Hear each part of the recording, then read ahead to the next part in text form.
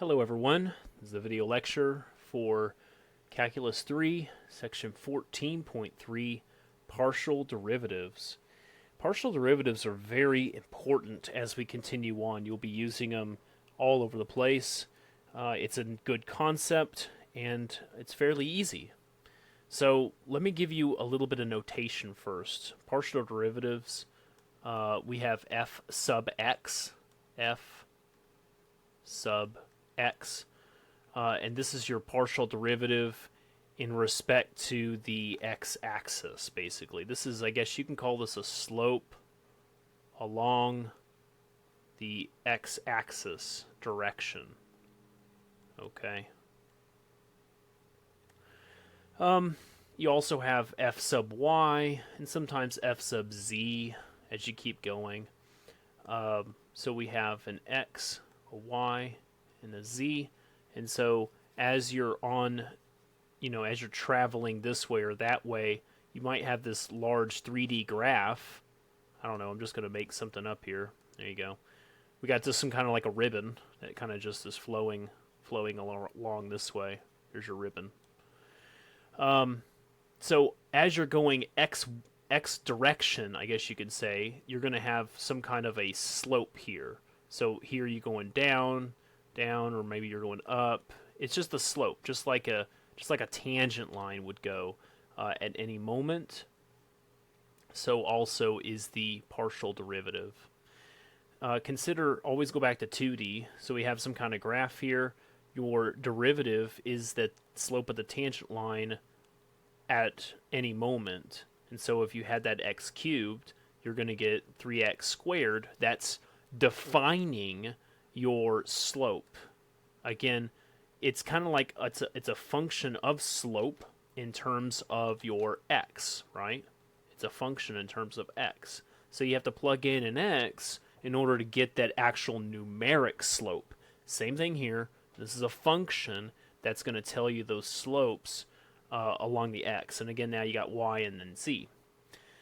Some other notation. So, and this is, I was going to put it a little bit later, but that's okay. We got del f over del x. Okay, those new little symbols, those are called dels. Del. Kind of like delta, but delta looks like that, so that's a delta, while this is just a del. And then you got a capital delta. Oh, I guess we could start with a capital letter then. That's a delta.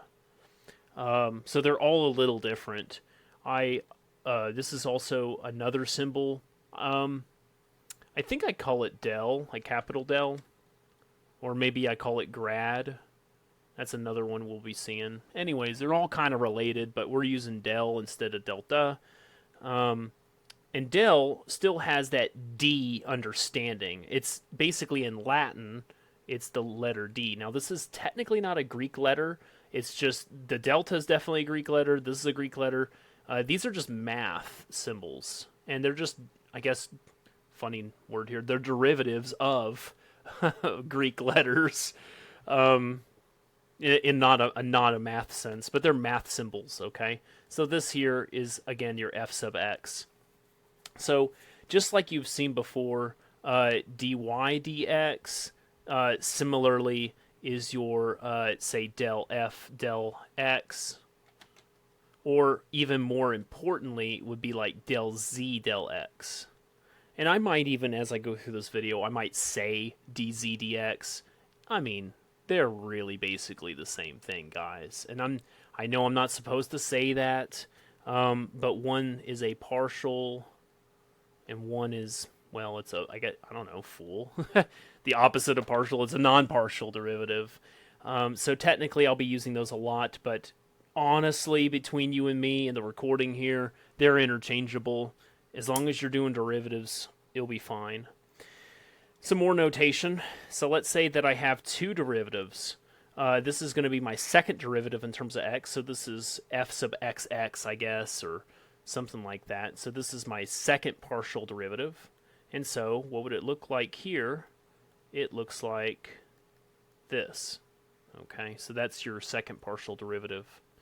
It kind of gets a little funny, though, because we can intermix these. with x's and y's. So essentially you take a derivative in terms of x, and then you take a derivative in terms of y. It kind of can be a little bit tricky, but honestly, the math side of things is very simple, and I'll be showing you all this, of course, as we keep going. And so how do you write this symbol out in this kind of language? Well, del squared f over, and this is where it gets a little weird here. It's actually del y del x, because you're progressing this way with your derivatives, but you're going backwards when you're doing it with the Leibniz style. This is kind of Newtonian. This is kind of Leibnizian. It's like Leibniz. Because what you're doing is you're doing del y of del x of f. Oops, square brace on that one. So you can see that we're progressing this way, working from the inside out, essentially, right? But here again, we just tack them on straight as you keep going. And so you could technically have x, x, y, y, x. And that'd be dumb, but it is a possibility. And it would look horrendous in this kind of style here, okay? So I'm not going to do that. But you can just keep on going, taking more derivatives, and you'll get numbers or letters or something. Okay. Let's actually do some. So my very first question, here we go, is 14.3007. And I'll show you all about how this works. So f of xy is equal to 36 minus 6x squared minus y squared. And they want to know, hey, what's f sub x? They want it at a particular point, but I'm just going to show you the derivatives anyways. So 36, what's your derivative of 36? It's a 0. What's your derivative of this guy? Well, the 2 comes down and you get a 12x. See, this is easy. What's your derivative here? Hold on. In terms of x. Now, we haven't really done this a lot, but basically I'm saying that for this particular case, y is a constant. It's assumed to be a constant when I'm doing my derivatives in terms of a different letter.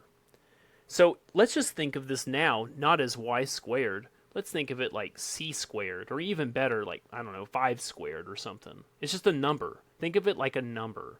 And what would you have a derivative of this guy become? Well, he becomes a 0.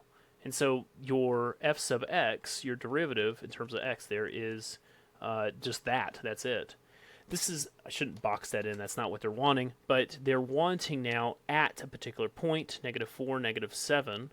Well, notice that this is an x and a y, you plug it in, -12 times the -4, 2 negatives make a positive 48. And there you go. So that was for my derivative there. Now let's start from the beginning again to find f sub y. What's my derivative of 36? 0. Remember that x now, because I'm doing a derivative in terms of y, this x turns to a 0, because it's a constant, and then this guy, you get the 2y hanging out there. Very simple. Again, they're wanting it at a particular point. Plug in your -7 to make that 14. It's actually really simple. Let's do some more, and I'll show you more and more and more. So that's 009. I got f of xy is equal to x to the 6th plus 4xy cubed. And they want your two first partials. So f sub x, again, you take the 6, comes down, leaves a 5 up there, very easy. Notice here that you actually have an x, right? So think of it more like 4y cubed, I don't know, some number times x, or like kind of like 5x. What's your derivative of this? Well, here on the top, it'd just be a 5. Again, this is all a constant, so you're actually left with 4y cubed. Because again, that's a constant. That's like just the same like a number, and so your number basically falls down. This is your answer. You don't have to do anything else. You're done. So now let's do the f sub y. This is a constant because we're taking a derivative in terms of y. So this is a constant. What's your derivative of constant? It's a 0. And here, again, this is a constant sitting in the front. Well, and you're taking derivative in terms of y. The 3 comes down to make a 12xy squared. And that's your answer for this one. Okay. Keep going. I have 143012. Z is equal to x times sine of xy. Okay. So let me give you, this is kind of weird. They sometimes intermix this stuff. They got del z del x, dz dx, whatever, and then that's z sub x. So basically your derivative in terms of x. Either way, if they start with that notation, you just simply do it, and it's no big deal here. Okay. So taking a derivative, notice that we actually have two x's going on, and they're multiplied, thus product rule. So I'm going to take the derivative of the first, leave the second alone. We don't need a parentheses for that. Leave that second one alone. Plus, leave the first one alone, take the derivative of the second. What's your derivative of sine? It's cosine. But chain rule, what's your derivative of the inside? Again, in terms of x. So that y is a constant. It's kind of like saying 2x. It's kind of like saying 2x in there. Well, what's your derivative of 2x? It's just a 2. So what's your derivative of this guy? It's just going to be a y. And that technically is your answer. You don't have to simplify anymore. That's pretty much good enough. You could toss that y to the front so it's x times y. As you keep going, that's perfectly acceptable as well. Del z del y, or again z sub y, either way. When I take my derivative in terms of y, there's only the single y right here. So again, that's a constant, kind of like saying a 2 in the front or something. Derivative of sine goes to cosine. Leave the inside alone. Derivative of the inside, again, that x is that constant, therefore the y goes away, leaving the constant there. You could combine these two together to make the x squared now. Okay, and there is your answer. All right, on to the next problem. So I got 143002. It's kind of weird that we got backwards on the numbering system here. So we got f is equal to x over y, and they're wanting to know what's f sub x and f sub y and stuff like that. You could just go ahead and take your derivative, but I'm just going to rewrite this like this also. It might be a little bit more helpful. What's your derivative in terms of x? Well, the x goes away to a 1. You leave this as your constant. There you go. Very simple. For your y, I like to see it better in this format because I'm going to take that -1 and move it to the front. And now there's a -2 power. You can make it a lot more pretty than that, of course. And there you go. So that was an easy one. 143020. So I got w is equal to e to the v divided by u plus v to the 7th. And they want w sub v, and I think they want w sub u. I think I'm going to do the u first. I think they're actually flipped. Anyways, this one looks troubling, mainly because it looks like it's going to be a quotient rule. That's true for the v's, but not for the u's. Let me rewrite this like this here. And so if I'm going to be taking my derivative in terms of the u, there's only that one u right there. This is a constant. Make the negative come to the front. -2 power, derivative of the inside. It's kind of interesting here because that's a 1u. So your derivative in front of that would be a 1. Okay, cool, 1. But what's your derivative of this guy? Well, it's just a constant, so you actually make it go to 0. So my answer then would be this guy here if you want to make it look pretty, though I don't think it's required. That is supposed to be a 7, and that's a 2. Okay, w sub v. This time, I'm definitely going to be doing the quotient rule. I think that's going to be more helpful. So remember, low d high minus high d low divided by the square of what's below. So low d high, well, your derivative e is e, minus high d low, so derivative down here, in terms of v, the u goes away as a constant, 7v to the sixth, and then divided by the square of what's below. You know what? I mean, you can factor this thing, but there you go. I did factor just a tiny bit, and then basically these u's kind of mush. Those v's kind of mush together, but it's not really that great. I'm gonna let it go. Next problem. 14.3027. So I got f is equal to x to the 7th, y, z to the square, z to the 2, plus 2yz. And they want my first partial derivatives. Derivative in terms of x, the 7 comes down, makes a 6 power. Everything else is a constant. That's a 2. That's a 2, that's a z. That's a 2, that's a z. You can see the difference. I put a line through my z's, right? Highly recommend you doing that. If you're taking Calculus 3, you're probably a math or engineering kind of major, maybe computer science. I recommend starting to learn the difference between a 2 and a z. I had to learn that eventually. It was something I had to learn over time. Because you're going to be using z all the time. Moving on. There's no x's here, so just put a 0. You're good to go. There's your answer. F sub y. There's only the one y. Again, that 1 power comes down. Now it's a 0 power goes away, basically. Left with everything that was a constant. Your y over here is the same thing. Leave everything else that was a constant. Derivative in terms of z. So the z, the 2 is going to come down to the front. So then I got a 2, x7, y, z to the 1. Same thing over here. The z drops out, and you got your 2y left over. Next one, 14.3029. I got w is equal to ln of x plus 6y plus 2z, and they want all my first partial derivatives. I believe that they're trying to use this w del x stuff here.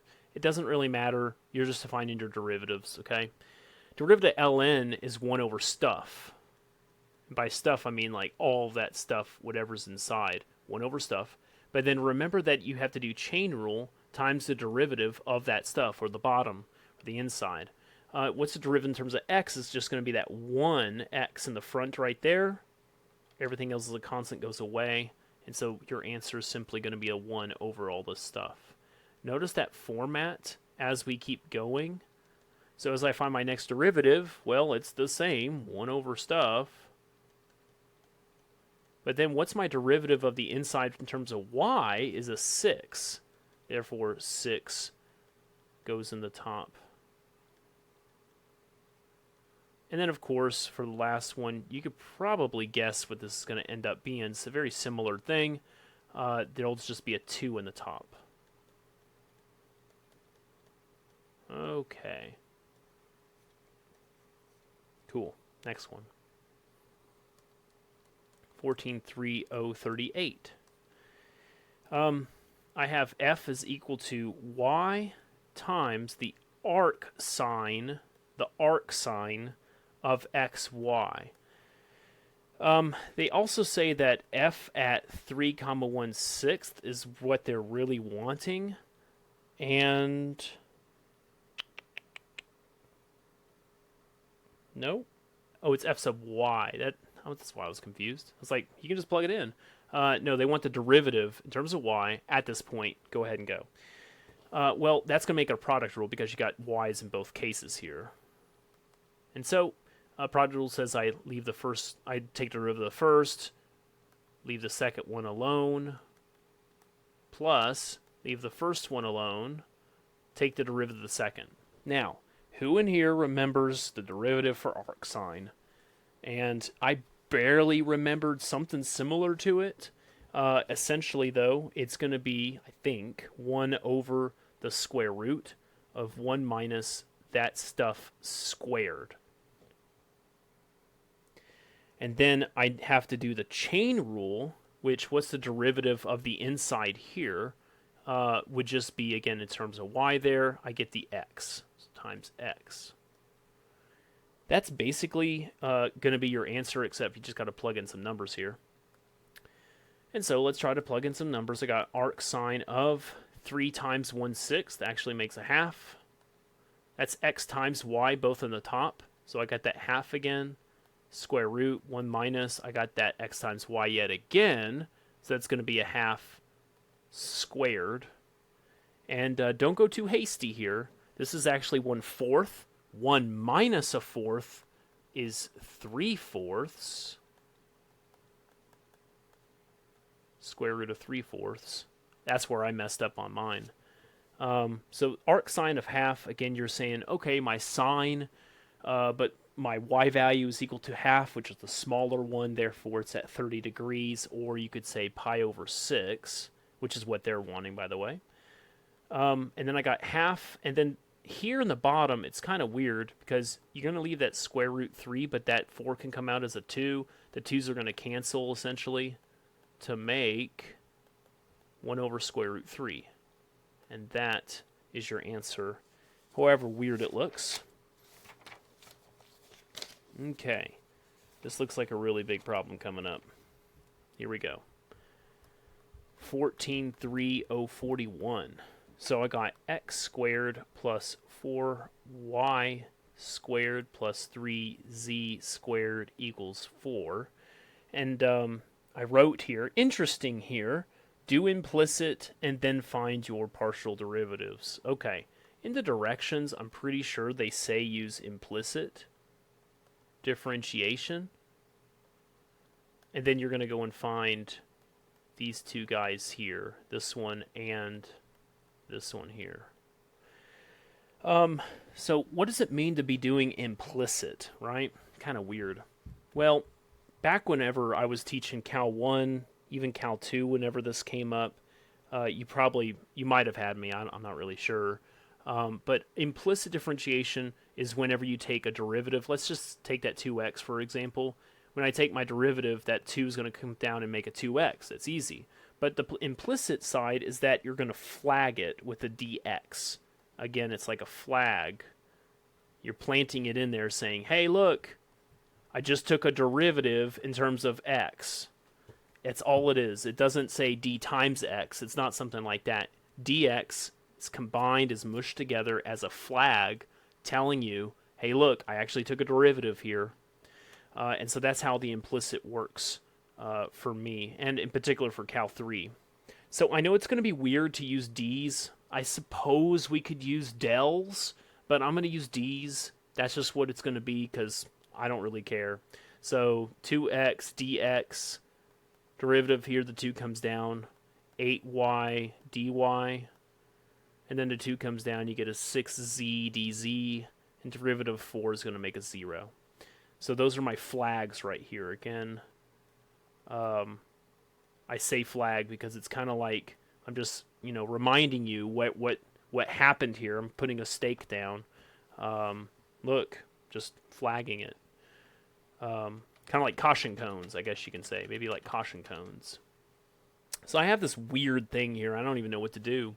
Well, when they're wanting this del z del x here, remember what happens is that, this is the funny thing here, is that y is a constant. Remember that.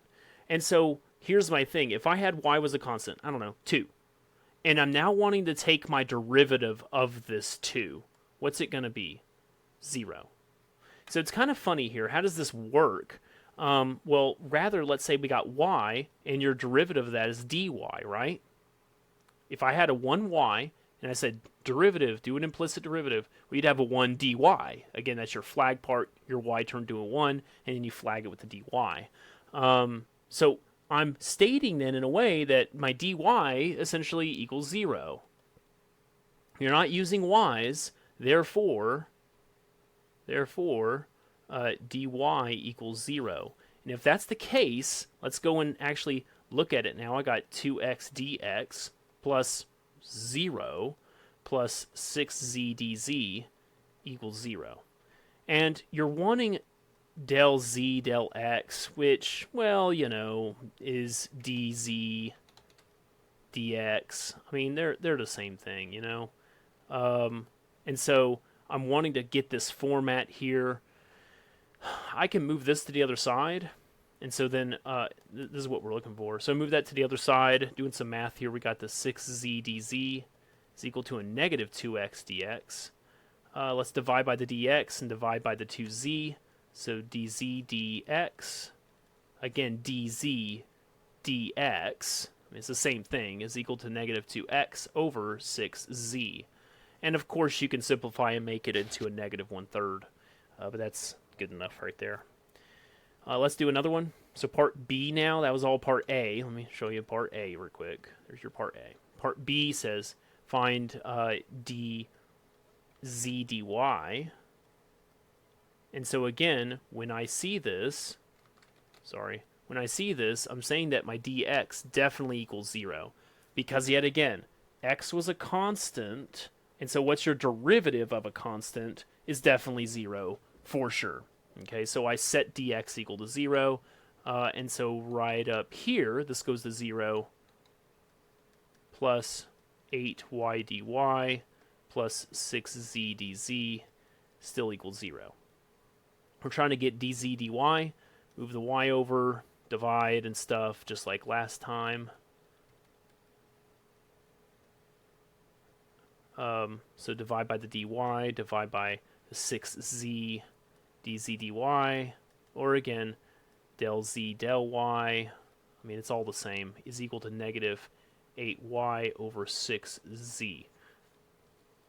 Now, again, I wanted to stress that when I say they're the same, I'm doing that for your sake, for your math understanding, your analytic stake in this. I'm not doing it as a professional. I'm not trying to tell you that they're literally identical. dz is definitely not equal to del z. There's a conceptual difference between this being, I guess you can kind of like say a full derivative versus a partial derivative, something kind of like that. This is definitely partial, and this is kind of like its own thing. I'm doing this, though, so that you understand it's very simple. You don't really need to have everything broken down so far. The concept is there. That's what we're doing, and it works, and it's good to go. Okay? So that's me being unprofessional. You can call it bad math if you like. I don't care, but it definitely gets the job done. Okay, so e to the 6z is equal to xyz. They again say to use implicit here, and they want to find z sub x and z sub y. Notice that it's not just a z equals. Man, that would be so much nicer, because then I could just find my partial derivatives and I'm done. Well, this time again, it's got all this mixy match going on, and it's going to be kind of weird. Have you ever done product rule with 3 variables? Well, now is the day. So let's find our derivatives of this stuff implicitly. What's your derivative of this? Well, the 6 will come down, e6z dz. Over here, what I'm going to do to make your product rule work is I'm going to split it up like this. You can do x, y, and then z. You could do it like, it doesn't really matter. Just, make 2 so that you can do your product rule. That's your f and your g. Therefore, you got f prime g plus fg prime. You know what I mean? So you need 2 chunks, and that's what I'm going to be using. So what's my derivative of the x is, well, dx. You can even put a 1 dx if you like, because the x turned to a 1, and then I flag it. Just to make sure you're understanding, x does not turn into dx. This x does not say, oh, now I'm a dx. No. The x turned into a 1, and then you flag it, okay? That's definitely an important thing. X goes to 1. Here again, real quick. What's your derivative of this guy? Come on. You got that? It's a 1. It's not dx.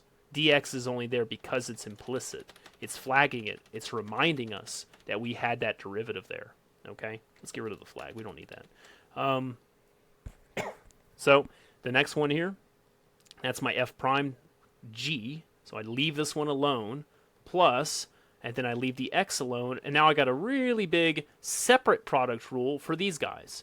And if you've done it enough, you kind of know what's going on here. This will be a z dy plus y dz. It makes it kind of fast if you kind of know what's going on. Distribute your x. This guy's all mushed together anyways. We're almost there. 6e 6z dz is equal to xy dx. I'm sorry, whoa. It's yz dx plus xz dy plus, and then I got xy dz. You know, that's kind of funny. Look at this guy right here. That's my derivative, my triple product derivative. Okay, I just made that up. I don't know. But it surely looks cool, and you can see that there's a pattern here. I want to move my z's over to one side because I know I'm going to be using them a lot. So I got now 6e to the 6z minus xy, all times dz, is equal to these two guys here, dx and dy. Okay, so then whenever they're wanting z sub x, they're again saying, let me go ahead and put this here, that my dy is definitely equal to 0. Therefore, I just get rid of that thing. Looking at this then, to find dz dx, I would divide by this and divide by that. And so I got a yz over 6e6z minus xy. There's my first answer. When they want z sub y, it means my dx is going to 0. Get rid of this one. Now we're going to use this guy. Same process. So my dz dy is going to be now xz divided again by that really big denominator with an xy. There you go. So kind of strange, but let's keep going. 14,3047. I got my f is equal to x to the 6 times y. Let me make that 6 a little bit better. Minus 3x cubed, 3x cubed, y squared. Watch out for the powers, okay? They're kind of tiny. What they're wanting here is the second partial derivatives. And so if you're wanting to know what those are, that's xx, xy, yx, yy. I can't remember what order they're in. I'm just going to do it the order that I feel like doing it, but make sure that you're matching them up correctly. Like, you don't want to like flip these two and all of a sudden, no, you're wrong, but you're right the whole time. Okay, so to get to that stage, again, these are derivatives this way, so it's kind of like saying derivative in terms of x, in terms of x, and so you have to do it twice. Let's do our first derivative. Here we go. 6x to the 5th y. Again, that was a constant. The 3 comes down to make a 9x squared y squared. Now for my second derivative, this goes to here, this goes here. What's now my derivative in terms of x at this guy? The 5 comes down. 30x to the 4y minus the 2 comes down, 18xy squared. That is one of the answers they want. Now, another one they're wanting is xy. And so I'm going to start with the x and go now to y. I'm starting with this guy twice. So looking at this line, what's my derivative in terms of y? Well, the y is going to go to a 1, leaves the 6x to the 5th behind. My y squared, the 2 comes down to make an 18. X squared y, and that's going to be your other derivative. The next one they're going to want starts with a y. You can see those guys start with y's, so I'm going to start way back here again. I'm going to start with this one and just get my single derivative in terms of y. The y here goes away, makes an x to the 6. 2 comes down to make a 6x cubed y. Now from here, I find yy. Might as well. You can do whatever you like. Well, this doesn't have any more y's. You make it a 0. The y here goes away, leaving only this guy behind. And then yet again, we use it again. Now in terms of x. So in terms of x now, we got a 6x to the 5th. Minus 3 comes down to make an 18. X squared y. And there's all your answers. Again, they probably are not in the order they want. I'm sure you're going to have to rotate those or something. I don't know. Okay. Last question is 14,3057. They want the third derivative, something or others. Now, they don't want all of them. That would be a whole lot of them, but we need to do a couple, so let me show you. Like, they only want 2. But if you wanted to go and keep doing all of the 3s, you got xxx, you got xxy, you got xyx, you got xyy. Yeah, it takes forever. So We're not going that road. I think they want the triple x, and then they want the triple y. And so let's go and find those. So I got x to the 8th, y to the 4th, minus x to the 7th, y cubed. So for the x's, start with a first derivative. 8 comes to the front, now it's a 7 power. 7 comes to the front, now it's a 6 power. Second derivative in terms of x. The 7 comes down to make a 56, x to the 6, y to the 4th. The 6 comes down with the 7 to make a 42, x to the 5th, y cubed still. Last one, triple x. I got the 6 comes down, makes it a calculator, 336, x to the 5th, y to the 4th, minus 5 comes down, calculator again, 210, x to the 4, y cubed. I had written those down, by the way. That's how I know what those numbers are, with the calculator, obviously. So you can see the process of me going down. Then I start all over again when I start doing the y's. So starting from up top, here we go. The 4 comes down, x to the 8th, y cubed. The 3 will come down, 3y to the 7th. Whoa, whoa, whoa, that's an x to the 7th. Y squared. Second derivative in terms of y. The 3 is going to come down to make a 12. X to the 8th, y squared. The 2 is going to come down, make a 6. X to the 7th, y. Third derivative in terms of y. The 2 comes down, makes a 24. X to the 8th, y. The y goes away, essentially, leaving only the 6x to the 7th. Whew. And we're done with that section. If you got any questions, let me know. Thank you very much. Have a great day.